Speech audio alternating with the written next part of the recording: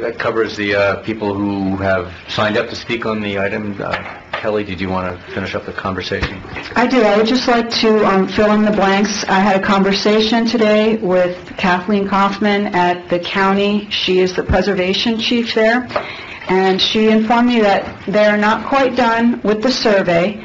They are working on it, and when they are done, at the next opportunity, whenever we can fit them in, they would love to come and to give their PowerPoint presentation and to directly answer your questions, because it seems to me like right now this is really not in our hands. This is out of our hands. It's at the county and the national level. So the sooner that we find out exactly what they're doing, the better. And she also mentioned that the concept of MIMO had really not been accepted in 2006 at the national level. She described MIMO as mid-century architecture designed for the Miami climate and the sunshine here. And I believe that Terry D'Amico and Randall Robinson were credited with actually coining the phrase MIMO with their group. So since 2005, the Miami Beach has worked on the national register, and there is, another layer, if I'm saying this right, that they also recognize MIMO. So maybe in 2005 it did not have the recognition that now it certainly has without question. So that's something that definitely has changed. And again, the other changes since that survey were that this is now just focusing on the East Island, not both islands. And the 50-year mark for the age of the structures also is of significance. So that has changed for a lot of them also. And that will all be included with the presentation that will be forthcoming. So in the meantime, if anyone wants to contact either anyone from the County Preservation Office, and then there's also a state office of survey and planning, because apparently there were some notes in the memo that was included in the packet, and one of the comments was that the survey was sanctioned by the state, and I don't believe that it's a sanctioning per se. The way it was explained to me is that the state accepts the report and keeps it on file, but they don't necessarily sanction it. So I would just say at this point, stay tuned for further information, do your due diligence, look up the National Trust, the county, the state level, and we'll try to keep you informed. Thank you. Any further discussion from the council? Yeah, I have a few comments. I was on the council several years ago when this first came up with the two properties on 103rd, and it seemed pretty adamant that the members of the community didn't want to go forward, and I guess it kind of just went away. And I also recall last year when I went before this very same council and asked that we have our own historic preservation board, and it was not approved, and in fact we actually had one person actually speak out against it. I'm not against historic preservation. In fact, on the contrary, I'd like to see people who are property owners and people that are stakeholders in the community designate properties that they want to maintain. I happen to live on the East Island in a MIMO building. I'm an owner of a cooperative, a 2% owner for 12 years, so I kind of put my money where my mouth is. But that being said, I found it interesting when I first purchased, this is long before I was on the council, this was an issue for the building, and I remember intently when the residents, my neighbors, wanted to discuss the possibility of historic preservation, because when they did this first study, my building actually was one of the two buildings that made the front cover of the neighbor section. It was one of the 4 properties that was deemed to be historic worthy from the first study. And I believe it was 2 buildings on the East Island, Shepherd Broad's home on the West Island, and the gas station. Those, I believe, were the first 4 properties. And it was interesting because our neighbors and my neighbors were adamant against it for several different reasons, but it kind of just died down. And we ended up investing our own personal money in fixing up our own building with no help of the government. That being said, one of the issues that I found over the last week or so that this is kind of, for a couple weeks that this has been kind of coming up, is that there are a lot of property owners that are very afraid of this designation. The state law and the county law are different. And the county ordinance that's in place really puts, I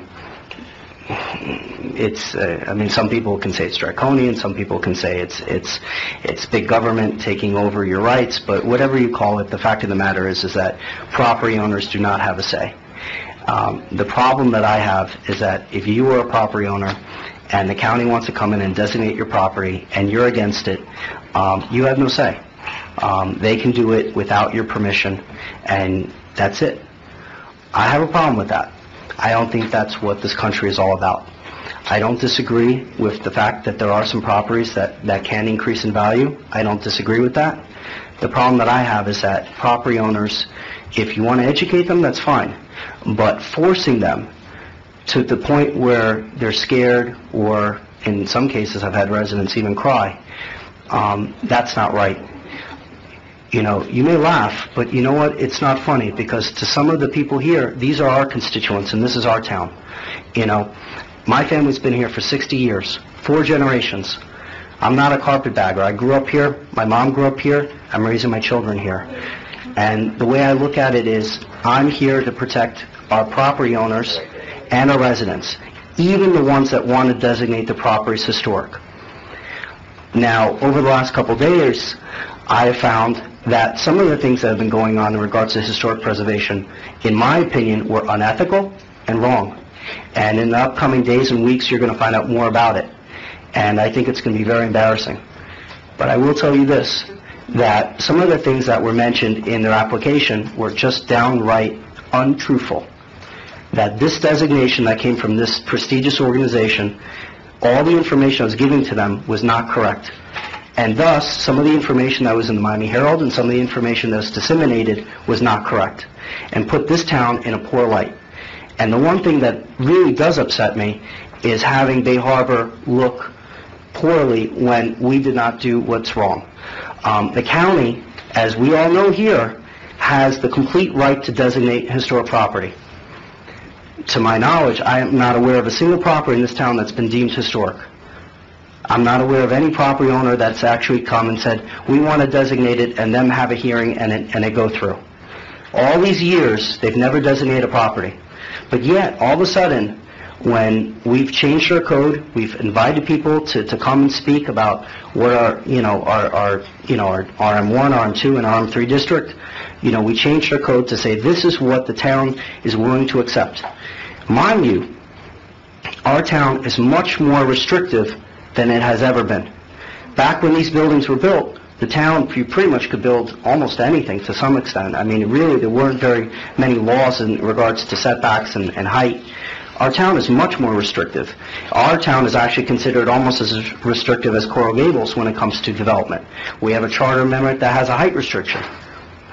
That being said, I really take it, well, I guess you can take it with a grain of salt that politics is politics, but one of the things that I just angers me, not just as a member of this council and this body, but also as a resident and a property owner, is that I don't like people taking advantage of for the sake of looking at this issue in a poor light. I think that we need to have a real discussion about historic preservation. I think that what we should be doing is talking to the county about amending their ordinance to allowing municipalities to opt in, that you would require the majority of property owners for a specific parcel be approved in order to designate a property historic. I think that should be the real conversation. I think that for the individuals from this building, there are 36 unit owners in that cooperative that have the potential of selling their property. Personally, I I'm not saying that the property isn't beautiful. In fact, I live right down the street from it. But the fact of the matter is, I don't own that property. I don't have a financial stake. 36 property owners unanimously want to sell that property. I think that if some preservationists deem that that is worthy of being preserved, they should have bought the building when they had the opportunity. It was for sale for anybody. And the fact that there's a respectable developer that wants to come in and build something else, now this is coming into play. So what comes to light is it's really not about MIMO or about the town. It's about saving, or in this case, stopping a specific project. And I think that every project should be respected as far as being voted up or down on the merits of the project, not on a cause. And in this case, from what I've been told, it's a cause more political than issue-oriented. And like I said, we've been talking about this. There have been meetings down at the county. I would like to ask the county, is there anyone here from the county? I would like to officially ask the county to respond in regards to questions that they were behind a lot of this action. And from what I've heard and what I've seen and what I've discussed with other individuals in the community, it seems like to me that this is more planned in regards to this project and this goal, rather than trying to designate a legitimate historic district. That's all.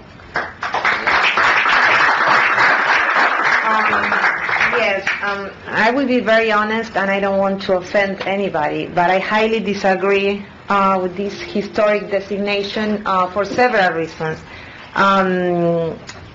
Forgive myself for not finding the uniqueness that you guys are talking about. For me, for you, they're unique buildings, beautiful, MIMO, put the name that you want to put. For me, are older buildings that are not even well maintained. And we call a historic building, I don't think it should be measured in decades. I think a historic building should be measured in centuries if you were lucky enough to travel, South America, Europe, even, Boston, some other areas. I think my previous car had more historic features than some of these buildings. Again, for me, they're just older buildings that are not well maintained. It would be very responsible for us to designate historic, because they wouldn't last 50 more years. If they're not well maintained in 2014, I don't think how they will be maintained in 50 more years, 100 years. They wouldn't last. So maybe historic is not the proper word, but I just do not agree with this whole concept or item. I want to thank everybody who came out this evening to, share your opinions and your thoughts on the matter. I think, as a matter of policy, well, first let me just say this. I mean, some of you have touched on this. The town council, the town of Bay Harbor Islands, has no say in this issue, in the sense that it has no power to designate any property as historic or put any type of designation. That's the county. I think it's important in a democratic society that everybody have the opportunity to participate in these discussions, and that in particular property owners have the opportunity to participate in the process and have input, and that starts at the very beginning of the process. I think it's also important that in the relationship between the county and the town of Bay Harbor Islands, that there be open lines of communication, and that there be openness, forthright communications, that county officials who come into the town should communicate with, even though they have the right as the Historic Preservation Board, that those officials communicate with us on the town council, with our administration, let us know what they're doing so that we are fully aware of what they're doing, and that we have the opportunity as a municipality to participate in the process. And to a certain extent that has been lacking to date, as I've noticed or found out in at least one of the meetings that we've had to date. I look forward to dialogue with the county and with the board, but as I said, it is extremely important to members of our community that they be given every opportunity to participate in this process and not have anything imposed upon them without having the opportunity, as I said, to participate. I think that this is a discussion which is going to be ongoing, and I think we're going to look into updating the study which we did in 2006. I think that would be beneficial to the community, and we will bring that up again at a future council meeting. Thank you. Tracy, next item, please. Item 7,